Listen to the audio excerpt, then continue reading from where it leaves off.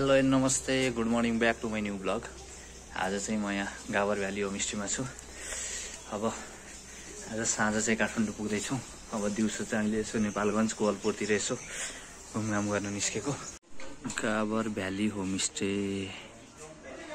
यहाँको चाहिँ चिया। म चाहिँ अहिले यहाँ चिया खाँदैछु गावर भ्याली होमस्टेमा। आज चाहिँ हाम्रो यो यता तराईको लास्ट डे, साँझको फ्लाइट छ हाम्रो आजको खाजा। दाजु गुड मर्निङ। Good morning. यो त मैले त फर्स्ट टाइम खाँदैछु क्या हो यो वाला अर्ग्यानिक अन्डा हो। के अरे सुन्नु न, यो के अरे डिग्री ए डिग्री। यो त धेरै खाइयो होइन। यो चाहिँ चामल चाहिँ नयाँ भयो कि यो अनदीको चामल रहेछ। यो चाहिँ नयाँ भयो हाम्रो लागि। ल खाइदिउँ है त। अब पानी आएन, पानी सकियो रहेछ कि त्यहाँ, त्यही भएर यो चाहिँ मेरो यहाँ खाजामा चाहिँ है, खाजामा अनदी चाहिँ फर्स्ट टाइम। ल यो चाहिँ थारूहरूको परिकार डिग्री अन्डा। यो लोकल काँक्रो हो होइन है, मिठो छ एकदम टेस्टी। काँक्रा त यहीँको बारीकै हो।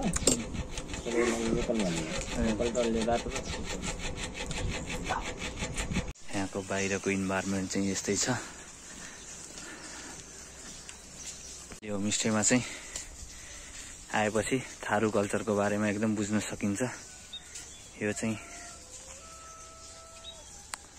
जिन कलेक्ट गरिएछ। यहाँ यतातिर गार्डन छ, यतातिर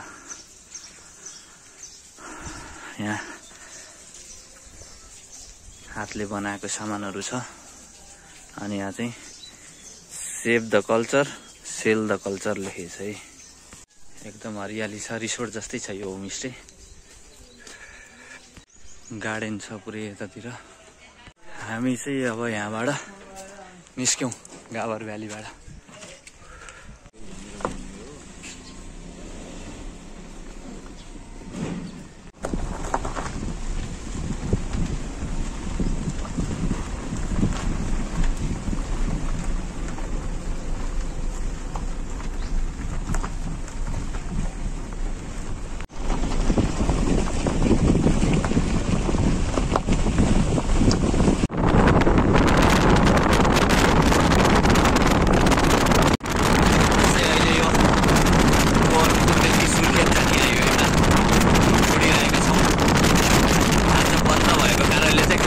चलपल देखिँदैन, 18 नम्बरको प्लेट भएको गाडीहरू चाहिँ खासै देखिएको छैन।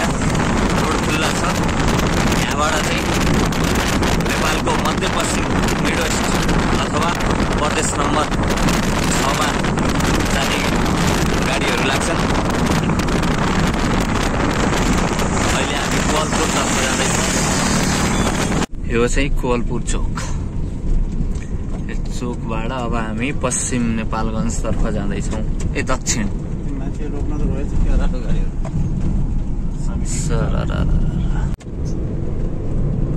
यो चाहिँ कोवलपुरको भाइरल रोड, कोवलपुर टावर, यो टावर भाइरल भने। अहिले चाहिँ हामी ट्याक्क कोवलपुरको रोडमा हिँडिरहेछौँ। यहाँनिर चाहिँ अहिले आज अलि बन्द चाहिँ एकदम टाइट बन्द रहेछ। बाइकहरू, अटो रिक्साहरू चलिरहेछन्, अरू गाडीहरू चाहिँ खासै केही चलेको छैनन्। हामी चाहिँ हिँड्दैछौँ मस्त। यो चाहिँ बाँके नेसनल पार्कको सेक्टर अफिस।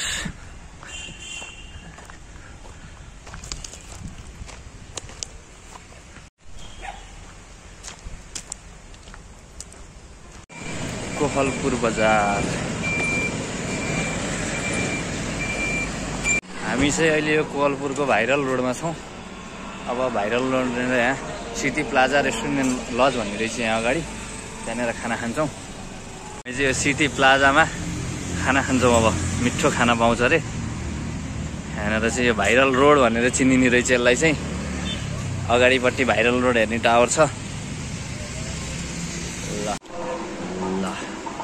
यो चाहिँ लोकल मोही अमिलो छ छैन खासै चियर्स लोकल मोही आजकल चाहिँ बजारमा मोही चाहिँ यसरी आउँछ सिधै यो A1 डेरी उद्योगले चाहिँ मोही निकाल्दो रहेछ त्यो त धेरै ठिक छ नि मैले त खाँदिनँ नि कोक फेन्टा केही पनि खाँदिनँ मैले त खाने भनेको यसपालि गन्ना जुस खाइएन आज खानुपर्छ फाइनल्ली खाना आयो मैले त अस्तिदेखि खाना खाएको छैन हिजो व्रत भएर खाना खाएन अस्ति पछि सिधै आज खाना खाँदैछु अब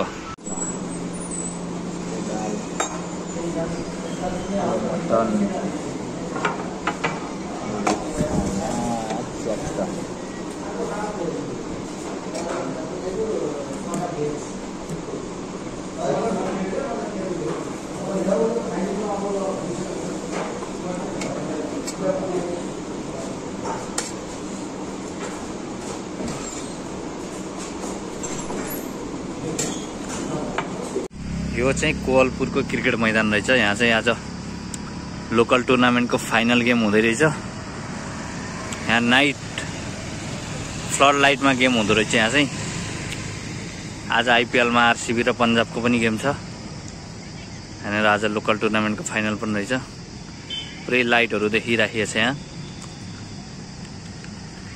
चाहिँ रमाइलो होला जस्तो छ हामी चाहिँ भर्खरै खाना खाइयो अब यहाँ भाइरल रोडमै छु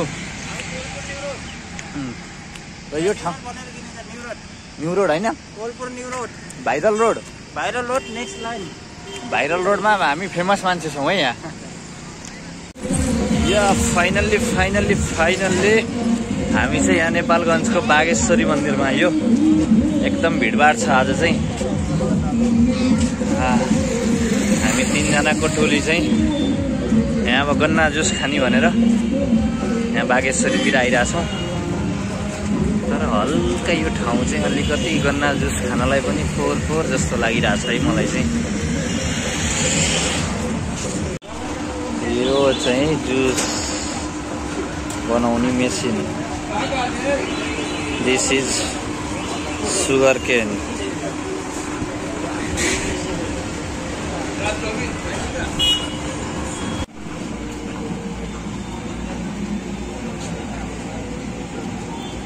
राम्रो छ नि यसको व्यापार त गर्मीमा त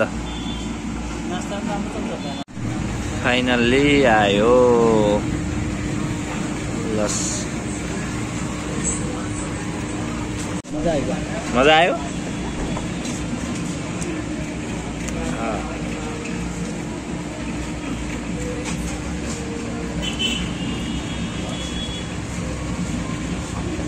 यसपालि तराई झरेपछि बल्ल खाइयो गन्ना जुस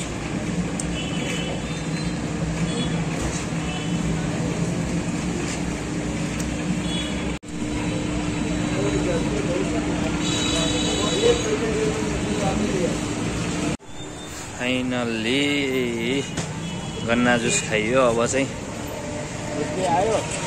आयो अब बजार घुमघाम गर्नु पर्यो यता ठिक छ नि सर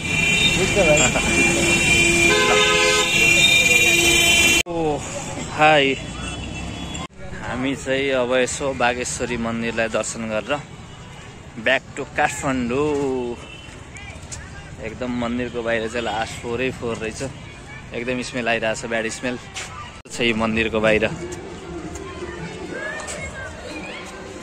अहिले चाहिँ बागेश्वरी मन्दिर यस्तो पहिला आउँदा पिलर मात्रै थियो अहिले चाहिँ बनिरहेको रहेछ यता चाहिँ कन्स्ट्रक्सनको काम चलिरहेछ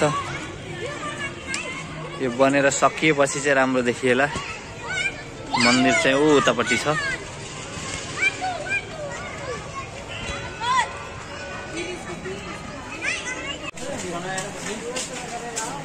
यो चाहिँ मन्दिर जाँदाखेरि लिने सामानहरू छ यता तर यता चाहिँ लास्ट फ्लोर छ यस्तो चाहिँ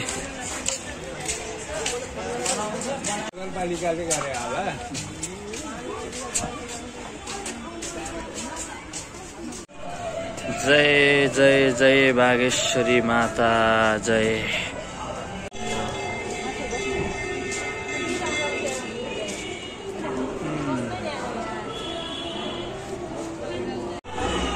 यो मेरो पछाडि देखिएको चाहिँ बागेश्वरी मन्दिर। जय बागेश्वरी माता। टीका पनि लगाइयो। हाम्रो मन्दिरको दर्शन पनि सकियो। अब यहाँबाट निस्किनु भयो। अलि बढी गर्मी रहेछ, अलि पोल्युसन पनि बढी लाग्यो। दाजु के छ, ठिक छ नि? आज बोल्नु भएकै छैन खासै, किन हो? हो गर्मीले बोल्नै सक्नु भने कि क्या हो? ए ठिकै छ। के भइरहेछ आखिर त्यहाँ? जनता जान्न चाहन्छन्। माछा मार्ने काम भइरहेछ यहाँनिर। यो नेपालगञ्जमा चाहिँ मैले एउटा अनौठो कुरा देखेँ। यहाँ यता रोड छ, उता पनि रोड छ, बिचमा चाहिँ पार्किङ छ। अरू ठाउँमा चाहिँ बिचमा गाडी हिँड्थ्यो, छेउछेउमा पार्किङ हुन्थ्यो भने यहाँ चाहिँ अचम्मै छ नि यहाँ त, होइन?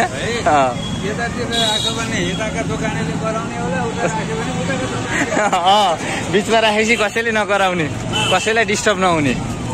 यो चाहिँ फर्स्ट टाइम देखियो यस्तो चाहिँ। यहाँ चाहिँ ठुलो गाडीहरू छिर्न नदिने, यस्तै यस्तै सानो सानो गाडीहरू मात्रै राख्ने रहेछ सिस्टम।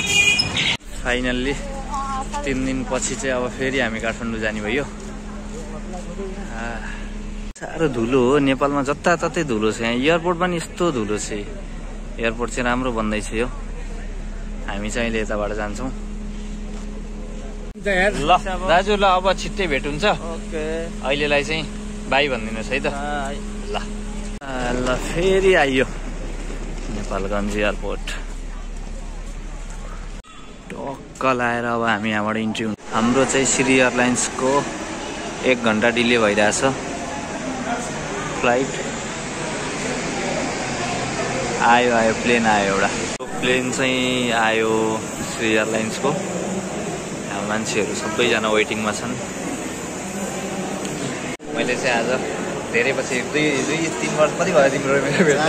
4 वर्ष भइसक्यो। 4 त भएको छैन यार, 3 जति भयो होला। 3 वर्षपछि भेट्दैछु हाम्रो मुकुन्द भाइलाई। हाम्रो बहुत खुसी लाग्यो दाइलाई, होइन? म त यो विद्युतको हाकिम हाम्रो चाँडै भयो।